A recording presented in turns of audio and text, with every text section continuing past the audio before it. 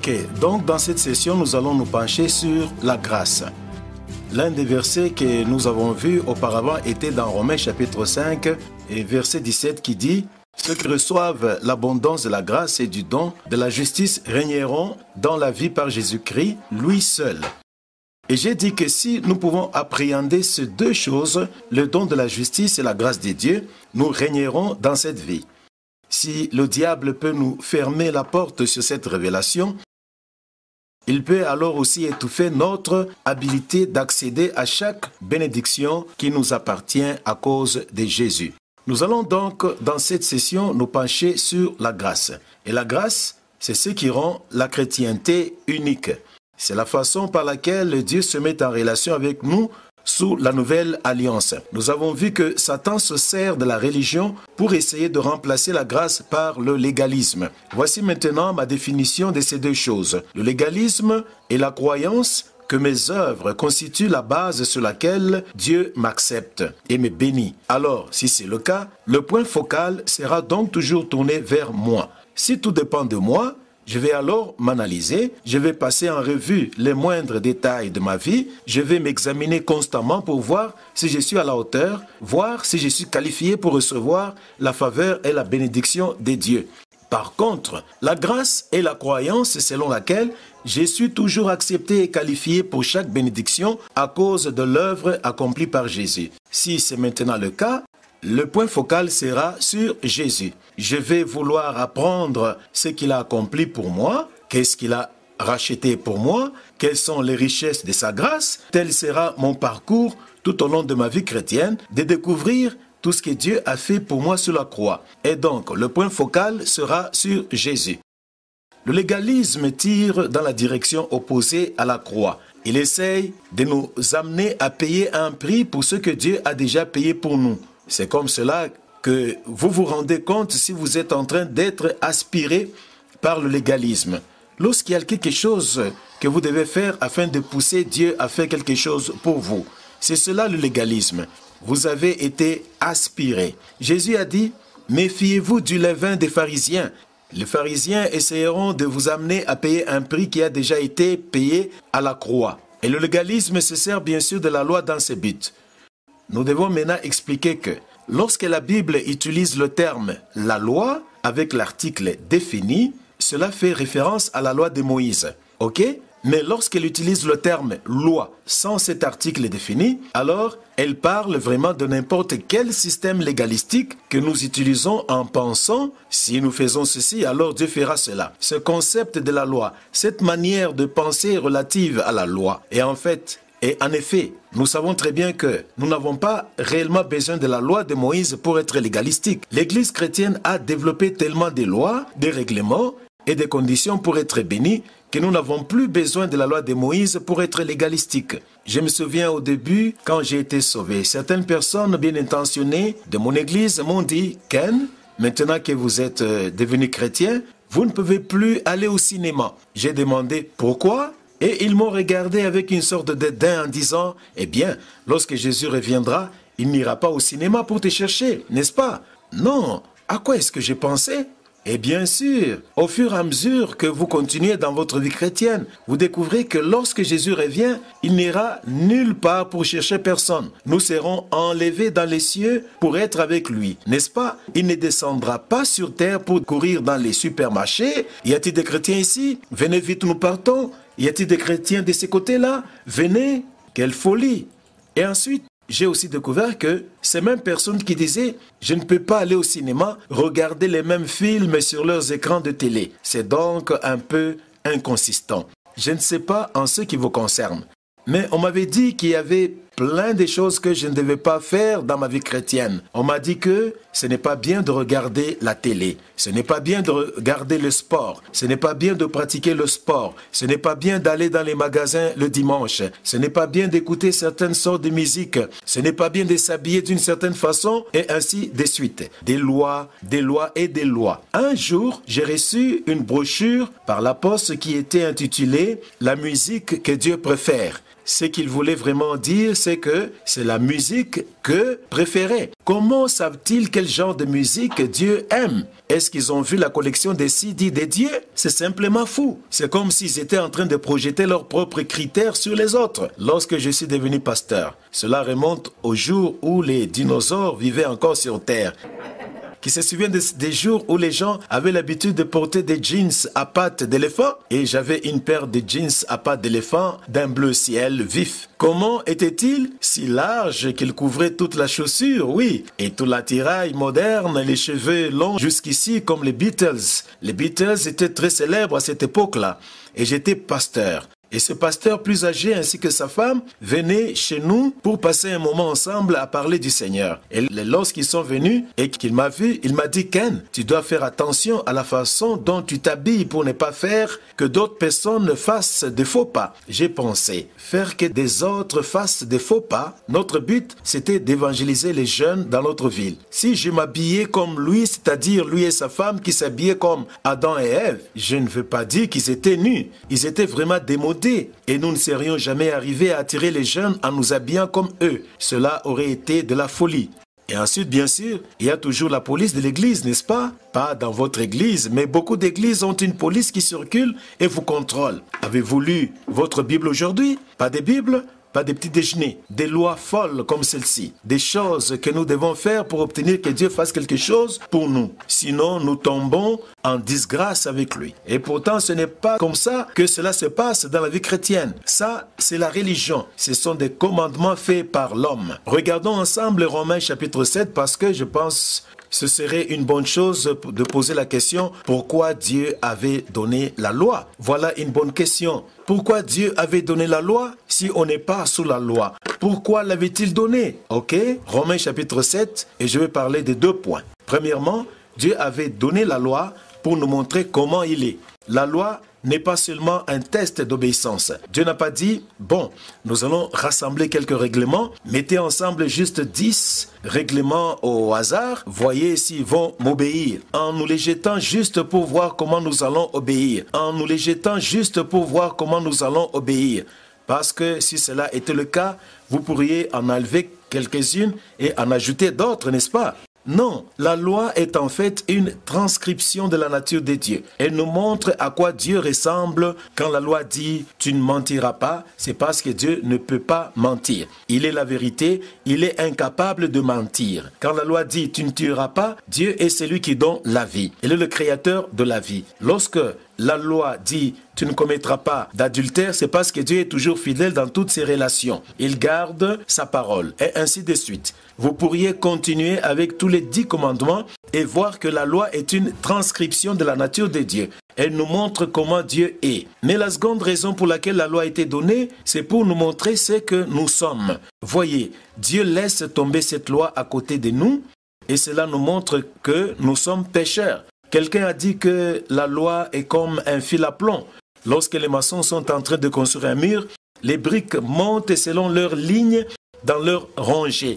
Et au fur et à mesure qu'ils construisent, ils continuent à mettre le fil à plomb pour être sûr que le mur monte droit. Si c'est tordu, alors le fil à plomb va montrer que c'est tordu, n'est-ce pas? Et voilà par conséquent le but de la loi. Dieu prend la loi et la laisse tomber à côté de nous. Elle montre que nous sommes tombés en deçà du niveau de Dieu. La loi n'est donc pas quelque chose qui nous montre pour autant à quel point nous sommes mauvais, mais plutôt à quel point nous ne sommes pas bons. Tous ont péché et quoi? Sont privés de la gloire de Dieu. Nous sommes tombés bien loin de Dieu, de ce à quoi Dieu ressemble. Maintenant, lorsque la loi fait cela, elle accomplit son but parce que la loi est notre pédagogue pour nous amener à Christ. Elle nous donne la connaissance du péché. Nous savons que nous avons besoin d'un sauveur. C'est ainsi que nous venons à Christ. C'est lui le sauveur. Certaines personnes retournent cela à l'envers. Ils pensent que Christ est notre pédagogue pour nous amener à la loi. Non, non.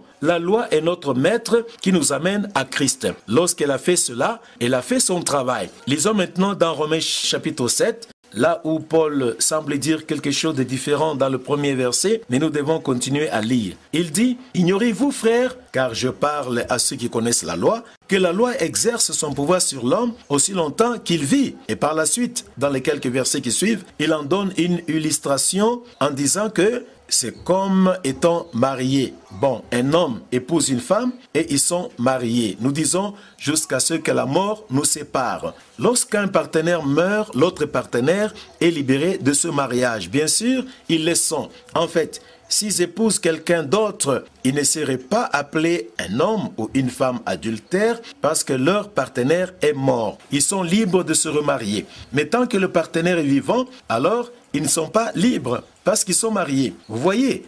Et nous sommes mariés à la loi jusqu'à ce que la mort nous sépare. Regardons maintenant le verset 4. De même, frères, vous aussi êtes devenus morts à la loi. Comment? Par le corps de Christ, pour que vous puissiez être mariés à un autre, à celui qui est ressuscité des morts, afin que nous portions des fruits pour Dieu. Bon, nous en avons déjà parlé. Nous sommes morts en étant baptisés en Christ. Nous sommes morts à notre relation avec Adam. Nous sommes morts en ce qui concerne notre relation avec la loi, notre mariage à la loi. Nous sommes morts, avons été ensevelis et avons été ressuscités de nouveau. Et maintenant, nous sommes mariés à Jésus. Dieu a une bien meilleure voie pour nous d'être saints plutôt que d'être mariés à la loi. C'est en étant mariés à Jésus. Parce que lorsque vous êtes mariés à Jésus, il vit en vous et c'est le fruit de l'Esprit. C'est le fruit de Christ demeurant en vous qui produit la vie que nous ne pouvions jamais produire en étant mariés à la loi parce que c'était une relation stérile. Et dans un mariage stérile, c'est d'habitude un partenaire qui est stérile. Mais devinez qui était stérile? C'était nous. Rien de mauvais avec la loi. Paul n'a jamais dénigré la loi. Il n'est pas contre la loi. Dieu avait donné la loi est spirituelle, elle est sainte, elle est bonne, mais elle a un but. La loi est bonne si un homme l'utilise légalement pour le but pour lequel elle avait été donnée. Et ce but était de nous amener à la connaissance de nos péchés et de notre besoin d'un sauveur, pour qu'elle puisse nous amener à Jésus. Et elle a alors accompli son but. Et maintenant, nous sommes mariés avec lui et il est la source de notre sainteté. Il est la racine de notre sainteté. Regardons maintenant quelques conceptions erronées en ce qui concerne la loi. Voyons cela ensemble. La première est que la loi nous aidera à vivre une meilleure vie. Alors, est-ce que c'est vrai? Non, ce n'est pas vrai. En fait, non seulement cela n'est pas vrai, en fait, la loi va faire que vous allez trouver plus difficile de vivre dans la piété. En fait, la loi vous rendra pécheur. Vous allez dire, c'est quelque peu audacieux. Mais ce n'est pas moi qui dis cela. En fait, c'est Paul qui l'a dit. Jetons un regard sur le chapitre 7 et le verset 5. Il dit ceci, « Car lorsque nous étions dans la chair, les passions des péchés provoquées par la loi agissaient dans nos membres, de sorte que nous portions des fruits pour la mort. » Le voyez-vous? La loi éveillait le péché en nous pour porter des fruits pour la mort, pour nous pousser à vouloir pécher plus parce que la loi avait cet effet. Elle touche le point de notre rébellion. Lorsque vous dites à une personne de ne pas faire quelque chose, elle voudra le faire encore plus. Et cela va même mettre une idée dans leur tête qui n'y était pas auparavant. Le péché était mort, dit Paul, jusqu'à ce que la loi vienne. Et alors, tout d'un coup, toutes ces idées sont apparues dans ma tête. Je vais faire ces choses parce que la loi me dit de ne pas faire. Je ne pensais même pas à ces choses auparavant. C'est de cette façon qu'elle opère. Ce n'est pas un bon mariage. J'ai entendu l'histoire d'une dame qui avait dit à son fils, « Je m'en vais juste au magasin en vitesse, je ne serai pas long, je ne veux pas que tu t'approches du garde-manger et que tu manges des gâteaux secs. » Bon. L'enfant ne pensait même pas au garde-manger ni à la boîte de gâteaux secs. Il était en train de faire ce que font les enfants. Il jouait à un jeu ou à un autre. Et maintenant, à quoi pense-t-il? À la boîte des gâteaux secs. Il est impatient de voir sa mère partir pour aller se précipiter vers la boîte des gâteaux secs parce que la loi a mis cette pensée dans sa tête. Et c'est ce que Paul est en train de dire ici. Et il le répète au verset 8 en disant, « Mais le péché, saisissant l'opportunité donnée par le commandement, a produit en moi toutes sortes de mauvais désirs. Car, sans la loi, le péché est mort. Je n'avais pas de problème avec le péché jusqu'à ce que la loi vienne. Elle a alors éveillé toutes ces idées et ces convoitises. » J'ai entendu une autre histoire, celle d'un homme qui avait un restaurant sur une jetée. Vous savez, celle qui s'avance dans la mer. Et il continuait à avoir ses fenêtres brisées. Parce que ce qui se passait, c'est que les hommes venaient pêcher devant son restaurant et lorsqu'ils jetaient leur ligne avec les plombs, ils cassaient ses vitres. Vous voyez? Et il y avait un panneau qui disait « Interdit de pêcher ici ». Et il devait constamment remplacer ses fenêtres. Et il en parla à un de ses amis et son ami lui répondit « Enlève le panneau ». Il répondit « Mais je ne veux pas qu'ils viennent pêcher ici ». Il lui répéta « Enlève le panneau ». Il enleva donc le panneau et devinez quoi? Plus de fenêtres cassées parce que les hommes passaient par là et ils voyaient le panneau et se disaient cela doit être un bon emplacement pour pêcher. Tout le monde vient ici. Voyez qu'ils interdisent aux gens de s'arrêter ici. Ça doit donc être là qu'il faut se tenir pour attraper des poissons. Cela leur mettait en tête une idée qui n'était pas là auparavant. C'est ce que fait la loi. Et ne nous aide pas dans notre lutte contre le péché. C'est un mauvais mariage. Paul l'explique ainsi dans Romains chapitre 8 au verset 3. Il dit « Ce que la loi n'a pas pu faire en ce qu'elle était faible à travers la chair. » Voyez un mauvais mariage. La loi mariée à la chair, à nous, est un mariage stérile. La force du péché, c'est la loi, nous dit Paul à un autre endroit. Laissez-moi juste vous dire ceci parce que nous parlons de légalisme. Et je voudrais rendre cela plus clair. Je crois que les légalistes sont des gens très très sincères. Ils ont un zèle pour Dieu. Mais pas selon la connaissance. Ils veulent servir Dieu, mais ils s'y prennent de la mauvaise manière. Et Paul, dans le chapitre 7, en fait à partir du verset 7 jusqu'à la fin, est en train de donner son témoignage de la façon dont il a lutté contre le péché, car il pensait que la voie menant à la sainteté était d'être marié à la loi. Et la bataille qu'il a menée contre le péché, il est en train d'en donner son propre témoignage. Et vous allez trouver que dans ces versets, il n'y a rien sur le Saint-Esprit, il n'y a rien sur Jésus. On ne parle que de moi et la loi. C'est ça la religion, ce que je vais faire pour Dieu, ok? Et il dit, j'ai été trompé. Au verset 11, il dit, j'ai été trompé. Je pensais que c'était la voie à suivre. J'étais vraiment assidu. J'étais vraiment déterminé à faire de mon mieux sous la loi, mais quel échec cela a été. Et pourtant, il était sincère. Et il dit dans le chapitre 7, verset 18, « Ce qui est bon, je le sais, n'habite pas en moi, c'est-à-dire dans ma chair. J'ai la volonté. » On voit qu'il y a une volonté chez les gens légalistes, mais pour faire ce qui est droit. Allez-y doucement avec les gens légalistes, car ils pensent vraiment qu'ils sont en train de faire ce qui est correct. Ils veulent servir Dieu. Ils veulent faire ce qui est droit. Mais est-ce qu'il y a moyen? Non, pas sous la loi. Il ajoute, mais non, le pouvoir de faire le bien. Je ne sais pas comment le faire. Je sais que je vais faire ce qui est droit, mais je n'y arrive pas. Je suis incapable de le faire. Voilà donc la première conception erronée. La loi ne t'aidera pas à vivre une meilleure vie. Regardons une autre conception erronée. Je crois à la grâce, mais elle doit être équilibrée avec la loi. Avez-vous entendu cela auparavant? Vous pouvez aller trop loin et devenir trop radical. La seule voie par laquelle la grâce fonctionne, c'est qu'elle doit être radicale. À partir du moment où vous essayez d'équilibrer la loi avec la grâce ou la grâce avec la loi, la grâce n'est plus la grâce. Paul l'a dit dans Romains chapitre 11, verset 6, il dit « Si c'est par la grâce, alors ce n'est plus par les œuvres. Autrement, la grâce n'est plus grâce. Mais si c'est par les œuvres, alors ce n'est plus la grâce. Autrement, les œuvres ne sont plus les œuvres. » Nous devons donc décider à quelle alliance nous appartenons, comment nous essayons d'être en relation avec Dieu. Est-ce nous qui faisons de notre mieux pour Dieu ou est-ce que c'est Jésus qui a fait de son mieux ce qui est suffisamment bon pour nous et maintenant il travaille en nous? C'est tout par la grâce. Nous devons décider. Vous ne pouvez mélanger la grâce et les œuvres. Ce que nous appelons équilibré, Dieu l'appelle mélanger. Et le mélange est une chose interdite. Et donc, pour que la grâce soit effective, elle doit être radicale. Paul, dans Romains, au chapitre 1 et au verset 16, « Je n'ai pas honte de l'évangile de Christ. » Eh bien, pourquoi a-t-il dit cela?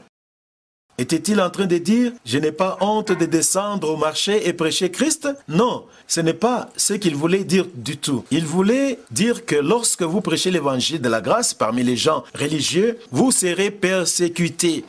Quand vous dites « Il n'y a rien que vous puissiez faire, cela ne vient pas de vous, tout vient de Dieu. » alors cela va réellement combattre l'orgueil spirituel. Voyez une chose qu'il y a avec la grâce, c'est qu'il n'y a rien pourquoi s'enorgueillir. Paul dit, où est l'orgueil? Il est exclu. Nous n'avons rien pourquoi nous glorifier. Tout concerne Jésus. Il reçoit toute la gloire, toute la louange. Et ainsi, lorsqu'il dit « Je n'ai pas honte de l'évangile », il veut dire « Je sais, cela va énerver quelques gens religieux. Peu importe, je n'ai pas honte de l'évangile parce que c'est la puissance de Dieu pour le salut. » Vous l'édulcorez et vous essayez de l'équilibrer et elle n'est plus efficace. Car pour que la grâce soit efficace, elle doit être une grâce radicale, pure, à 100% de grâce. Et lorsqu'elle l'est, alors c'est la puissance de Dieu pour le salut. Nous en arrivons donc maintenant à ce qui est probablement l'objection la plus commune à la grâce de Dieu. Et je dois l'avouer, cela me met en colère lorsque j'entends celle-ci, parce qu'elle n'est vraiment pas fondée. Voici l'objection numéro 3. La grâce n'est qu'un permis pour pécher. Avez-vous déjà entendu cela? Je crois à la grâce, mais pas à la grâce bon marché. Eh bien, la grâce à bon marché, cela n'existe pas. La grâce est gratuite.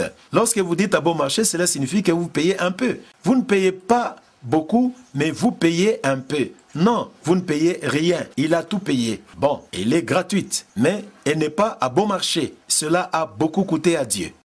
Quelqu'un m'a dit une fois, tu sais, tu es chrétien, tu ne devrais pas faire payer tes livres. Tu devrais m'en donner un si tu es chrétien. Je lui en ai donc donné 2. Parce que la Bible dit, si un homme prend ta tunique, donne-lui aussi ton manteau. Je lui ai dit, prenez-les, ils sont gratuits pour vous. Mais quelqu'un a payé pour ces livres. Je ne les ai pas eus de mon imprimeur gratuitement. Les gens pensent que gratuitement signifie moins cher. Non, non. Gratuit, c'est gratuit. Vous ne payez pas. Mais quelqu'un a payé. Et Dieu a payé très cher pour la grâce de Dieu, n'est-ce pas? Il paya un grand prix. La grâce n'est pas au rabais. Écartons-nous très loin de cette idée d'une grâce sale, une grâce à bon marché. Il n'y a rien de bon marché avec la grâce de Dieu. C'est la chose la plus chère que Dieu ait jamais payée dans sa vie. Il donna son propre fils. Maintenant, est-ce que c'est un permis pour pécher? Nous encourage-t-elle à pécher? Pas du tout. Regardez ce que Paul dit à Tite. Il dit, car la grâce de Dieu, source de salut pour tous les hommes, a été manifestée et nous enseigne à renoncer à l'impiété et aux convoitises mondaines et à vivre dans le siècle présent selon la sagesse, la justice et la piété. Elle ne nous enseigne pas à pécher, au contraire, elle nous enseigne à dire non au péché et nous enseigne à vivre dans la justice, la piété et la sagesse dans ce siècle présent. Cela continue en disant, en attendant la bienheureuse espérance et la manifestation de la gloire du grand Dieu et de notre Seigneur et de notre Sauveur Jésus-Christ, qui s'est donné lui-même pour nous, afin qu'il puisse quoi? Afin de nous racheter de toute iniquité et de se faire un peuple qui lui appartienne, purifié par lui et zélé pour de bonnes œuvres. C'est cela, la grâce de Dieu. C'est la puissance de Dieu travaillant en nous qui nous enseigne à dire non au péché et oui à une vie de piété et de service utile à Jésus. Paul dit ceci dans Romains au chapitre 6 et verset 14. Il dit « Car le péché ne dominera pas sur vous. » Pourquoi? Parce que vous n'êtes pas sous la loi, mais sous la grâce. Bon, nous avons vu que si vous retournez sous la loi, vous allez lutter contre le péché dans une plus grande mesure. Ce sera une bataille continuelle avec vous parce que vous serez tout le temps concentré sur le péché. Toutes les choses que vous essayez de surmonter sont celles qui sont constamment ramenées devant vous. Vous ne devez pas faire ceci, vous ne devez pas faire cela, vous devez faire ceci, vous devez faire cela. Et vous vous concentrez. Vous essayez de plus en plus dans votre chair de vivre selon la loi et vous échouez. Essayez, échouez. Essayez, échouez. Mais sous la grâce, c'est Dieu qui travaille en vous donnant le pouvoir de vous tenir au-dessus du pouvoir du péché et de l'impiété. Vous savez que je voyage en avion. Je dirais probablement environ une demi-douzaine de fois. Peut-être même 8 fois par an, probablement plus en fait. Je ne pense pas au vol en avion et je n'ai jamais été effrayé de voler et je n'y accorde même pas beaucoup d'attention. Mais un jour où j'avais beaucoup de temps à passer à l'aéroport, j'ai commencé à réfléchir sur toute cette histoire de gravité. Et ce n'est pas une bonne idée, juste avant d'embarquer dans un avion. Et je suis en train de me dire, eh bien, j'ai cet objet. Si je le fais tomber, que va-t-il se passer? Il va tomber par terre à cause de l'attraction gravitationnelle de la Terre. Vrai? Qu'en est-il de l'avion? Combien de temps dans un avion? Ensuite, il y a à peu près 300 passagers à bord de l'avion et tout leur bagage et tout le carburant, ainsi de suite. Et je suis en train de penser, oh là là, comment va-t-il décoller du sol? Après m'être assis dans mon siège, je me suis retrouvé à côté d'une dame qui me dit, c'est pour de vrai. Elle dit, c'est étonnant que cette chose arrive à décoller du sol, n'est-ce pas? C'était la dernière chose que j'avais besoin d'entendre. Mes phalanges étaient tout blanches, car je tenais fermement mon siège. Et tout d'un coup, l'avion commence à rouler sur la piste. Il va de plus vite et ensuite, juste avec la plus grande aisance, il décolle. En peu de temps, il est à 35 000 pieds dans les airs. Et il y demeure pendant 14 heures jusqu'à ce que nous arrivions à notre destination. Comment cela arrive-t-il? Qu'en est-il de la loi de gravité? Eh bien, il y a une autre loi. Elle s'appelle la loi de l'aérodynamique. Et la loi de l'aérodynamique a libéré l'avion de la loi de la gravité. Et c'est ce que la grâce fait pour nous. Paul dit dans Romains chapitre 8 et au verset 2, « La loi de l'Esprit de Dieu en Christ Jésus m'a libéré de la loi du péché et de la mort. » C'est merveilleux. Dieu nous a donné le pouvoir contre le péché. Lorsqu'il nous a sauvés, il ne nous a pas donné une loi, il nous a donné une vie. La vie de Christ, la vie de sainteté. Tout ce dont vous avez besoin pour vivre une vie pieuse se trouve en vous. Sa puissance divine vous a donné toutes choses qui se rapportent à la vie et à la piété. Jésus est en train de vivre en vous pour faire ressortir la vie que Dieu veut que nous ayons. Et ainsi, la grâce n'est pas une permission pour pécher. Les gens sous-informés disent cela, mais ce n'est pas vrai du tout. Avançons rapidement. Le point suivant, ou le mythe suivant, est que les gens disent « Je crois à la grâce, mais nous devons quand même faire notre part. » Eh bien, c'est vrai, il y a une part, sous chacune des alliances, il y a une part, il y a une réponse. Sous l'ancienne alliance, Dieu donna la loi. Quelle fut la réponse du peuple? Manifester les œuvres de la loi. Sous la nouvelle alliance, il nous a donné la grâce. Quelle est notre réponse? La foi. Par la grâce, vous êtes sauvés par la foi. La grâce pourvoit, la foi reçoit ce que Dieu pourvoit. La foi, c'est notre réponse à ce que Dieu pourvoit. Je pense que nous avons cité dans une session précédente le moment où les Juifs étaient venus vers Jésus et lui avaient dit « Que devons-nous faire pour accomplir les œuvres de Dieu ?» Et Jésus répondit et leur dit « Vous voulez faire quelque chose? Voici l'œuvre de Dieu et que vous croyez en celui qui l'a envoyé. » Eh bien, c'est du travail pour certaines personnes parce que c'est toute une réorientation de notre façon de penser concernant notre relation avec Dieu. Nous pensons les œuvres, les œuvres, les œuvres. Et Dieu dit, eh bien, voici ce que vous devez faire maintenant. Croyez qu'il a tout fait. Croyez en cela. Reposez-vous en cela. Et c'est ça votre part. Le juste vivra par la foi. Paul dit, la vie que je vis maintenant dans la chair, je la vis par la foi dans le Fils de Dieu qui m'a aimé et qui s'est donné lui-même pour moi. C'est de cette façon que nous vivons la vie chrétienne. Le juste vivra par la foi. Le juste vivra par la foi. C'est donc un autre mythe, de devoir faire notre part. C'est un mythe. Si vous pensez que notre part est en termes d'œuvres que nous devons faire, notre part est de croire qu'il a tout fait. Cinquièmement, les gens disent, je crois en Dieu, mais si vous voulez les bénédictions de Dieu, il y a un prix à payer. Il y a un prix à payer. Mes amis, je peux vous dire qu'il y a beaucoup de pasteurs aujourd'hui qui ne sont plus dans le ministère parce qu'ils ont cru à ce mensonge. Ils ont cru que pour avoir du succès dans le ministère, il y a un prix à payer. Et ils ont payé le prix. Cela leur a coûté leur santé, pour certains d'entre eux, leur mariage, leurs enfants, leur famille. Ils pensaient qu'ils devaient juste payer ce prix incroyable pour que Dieu bénisse leur ministère. Et ils ont découvert que cela ne fonctionne pas de cette façon. Ils sont devenus amers envers Dieu. Nous avons payé le prix, mais Dieu ne nous a pas donné du succès dans notre ministère. Savez-vous pourquoi? Parce que Dieu ne fait pas de marché. Tout ce que Dieu veut faire dans nos vies, il a déjà payé pour ça à la croix. Quand Jésus ressuscita d'entre les morts, il monta au ciel et la Bible dit qu'il donna des dons aux hommes. Vous ne pouvez pas acheter les ministères. Vous regardez dans le Nouveau Testament, dans le livre des Actes des Apôtres, les gens qui essayaient d'acheter les dons de Dieu, qui essayaient de soudoyer Dieu pour avoir des ministères. Cela ne fonctionne pas de cette manière. Lorsque Jésus ressuscita des morts, il monta au ciel. Il donna des dons, des capacités pour nous permettre de fonctionner d'une manière unique dans le corps de Christ. Et cependant, les gens ont toujours cette mentalité de prix à payer. Certaines personnes disent, si vous voulez avoir plus de puissance dans votre vie, vous devez jeûner. Non, vous ne devez pas le faire. Jeûner n'apportera pas plus de puissance dans votre vie. Vous avez déjà toute la puissance que Dieu voudrait que vous ayez. La puissance qui ressuscita Jésus d'entre les morts vit en vous. Certaines personnes disent alors, qu'en est-il des disciples lorsqu'ils essayaient de chasser ce démon? Et Jésus leur dit par la suite, ce genre de démon ne peut sortir que par la prière et le jeûne. Eh bien, cela est vrai. Avant la croix, c'était vrai pour ces disciples-là. Mais lorsque Jésus ressuscita des morts, il a dit, allez prêcher l'évangile, ces signes suivront ceux qui auront cru. Ils chasseront les démons en mon nom. Voyez que sous la nouvelle alliance, nous avons été rendus puissants avec la vie de la résurrection de Christ. Nous avons l'autorité dans le nom de Jésus.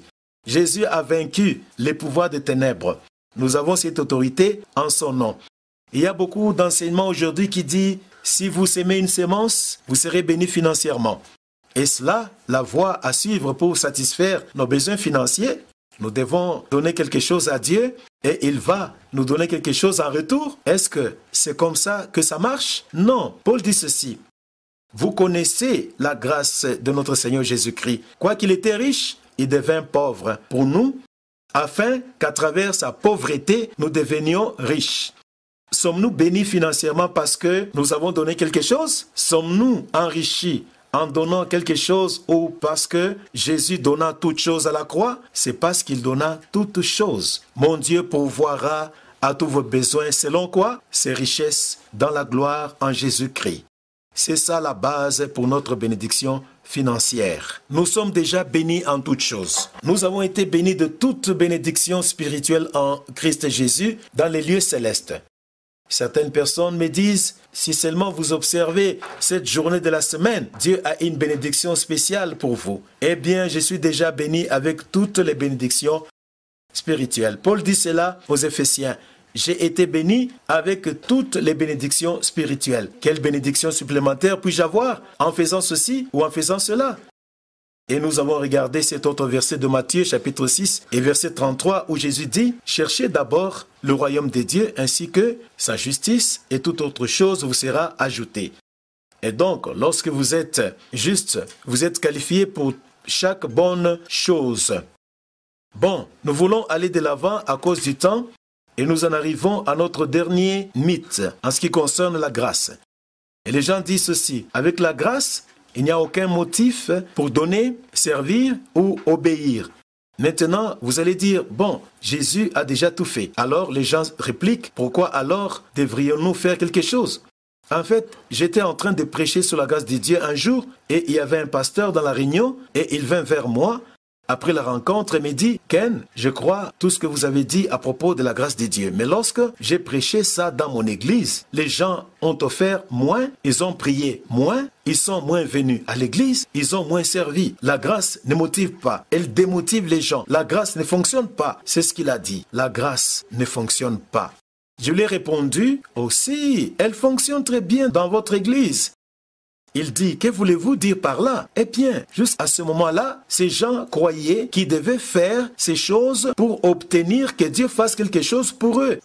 Maintenant que vous êtes venus et que vous leur avez prêché la grâce de Dieu en leur disant, toutes ces choses, Dieu va les faire pour vous à cause de Jésus. La grâce a donc révélé ce qui était dans leur cœur. La grâce a révélé si réellement ils voulaient faire ces choses-là. Ils voulaient vraiment prier ou donner ou servir. Amen. Parce que si on vous dit, faites ceci et vous aurez cela, c'est de la corruption. Mais si on vous dit que Dieu va vous bénir de toute façon, maintenant, voyons ce qui est dans votre cœur. Voulez-vous prier? Voulez-vous servir? Voulez-vous offrir? Mais la grâce de Dieu ne nous démotive pas en fait. nous ferons ce que nous avons à cœur de faire. Nous avons à cœur de servir Dieu, nous allons servir Dieu. Si nous avons à cœur de donner à Dieu, nous donnerons à Dieu. Si nous avons à cœur de prier, nous allons prier. C'est la condition du cœur. Mais la grâce ne nous rend pas paresseux. Terminons avec ceci. Quel apôtre a prêché la grâce de Dieu plus qu'aucun d'entre eux? Et la réponse, bien sûr, c'est Paul. Était-il paresseux? Non. Quel apôtre a écrit plus d'épîtres qu'aucun d'entre eux, a planté plus d'églises, a effectué plus de voyages missionnaires, a servi avec plus de ferveur que les autres apôtres? Et la réponse est Paul. Et il dit ceci dans Corinthiens, il dit, par la grâce de Dieu, je suis ce que je suis, et sa grâce envers moi n'était pas vaine, mais j'ai travaillé beaucoup plus que tous les autres. Non pas moi cependant, mais la grâce de Dieu qui était en moi. La grâce n'a donc pas rendu Paul paresseux. Je peux vous dire que la grâce ne m'a pas rendu paresseux. Je suis loin d'être parfait, mais une chose dont les gens ne m'accuseraient pas, c'est d'être paresseux. La grâce me motive à vouloir en faire plus. En fait, elle me donne le pouvoir. La grâce nous amène dans une énergie qui est l'énergie de Dieu et nous amène dans un pouvoir qui est un pouvoir surnaturel. Elle nous donne la capacité de faire ce que nous ne pouvons pas faire par notre propre force et par notre propre capacité. Et par conséquent, lorsque nous parlons de la grâce de Dieu, il y a beaucoup de mythes concernant la grâce de Dieu, mais nous avons besoin de retourner à la Bible afin d'examiner ce que la Bible nous enseigne à propos de la grâce de Dieu et vous allez découvrir que tous ces mythes seront dissipés plus nous en venons à la vérité de la parole de Dieu. Amen.